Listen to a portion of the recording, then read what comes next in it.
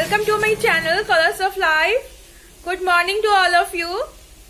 आज से मैं अपना एजुकेशनल ब्लॉग स्टार्ट करने जा रही हूँ। आप लोगों को मैंने पहले ही कहा था, मेरा ये जो चैनल है कलर्स ऑफ लाइफ, ये मेनली एजुकेशन के ऊपर है, जिससे बच्चों को इस कोरोना टाइम में मैं कुछ अपनी तरफ से हेल्प कर सकूँ।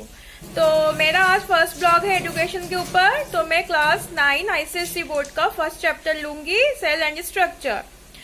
और जिनको भी कोई प्रॉब्लम हो तो वो मेरे कमेंट बॉक्स में कमेंट डाल सकते हैं और मैं उसका आंसर जरूर दूंगी।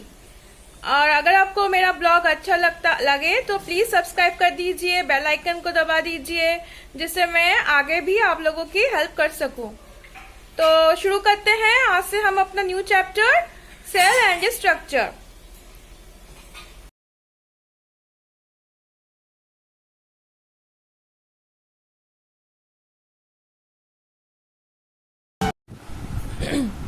आज हम पढ़ेंगे cell and structure.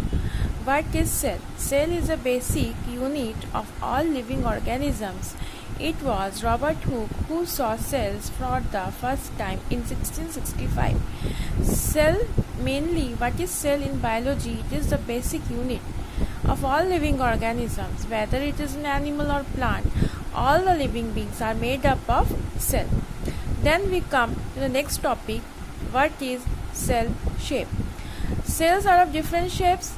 They are different in number, and these different shapes include brick-like, spindle, spherical, cuboidal, and disc-shaped or polygonal, irregular. As you see, these figures are of different shapes. These are the types of cell. Types of cells means they have different shapes, and different shapes of the cells have different functions. Just like you see, this is a nerve cell, and it is known as the longest cell. Why?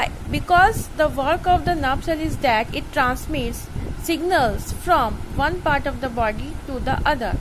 Since it is long, that's why its function is also according to its shape. So that means we can say that different shapes of the cell have different functions. Now come to the next topic, that is structure of a cell. A generalized cell consists of three essential parts: cell membrane, cytoplasm, and nucleus. In other words, we can say that these three parts make the structure of a cell. At first, we will discuss the first part of the cell, means cell wall. What is cell wall? It is found in plant cells only. It occurs as a protective covering surrounding the plasma membrane. It is formed of a cellulose, a non-living substance. It is highly permeable, allowing the substances in a solution to enter and leave the cell freely. Now, what is the cell wall? As it is written here, it is found in only plant cells. But it does not occur in the animal cell. It occurs as a protective covering. And what is the function of the cell wall? As the name suggests, a cell wall, that means main function of the cell wall is the protection. It surrounding the plasma membrane, means it protects the plasma membrane. It is formed of cellulose. Cellulose is the non-living substance. It is highly permeable. Permeable means that it allows only substances to enter or leave the cell freely. That means it is highly permeable. Functions of the cell wall: it provides a definite shape of the plant cell. It provides rigidity to the cell.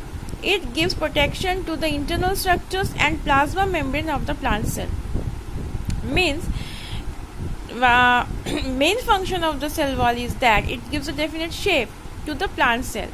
As we know, as we have already read, that cell wall occurs only in the plant cell, but we cannot find it in the animal cell. It provides rigidity to the cell.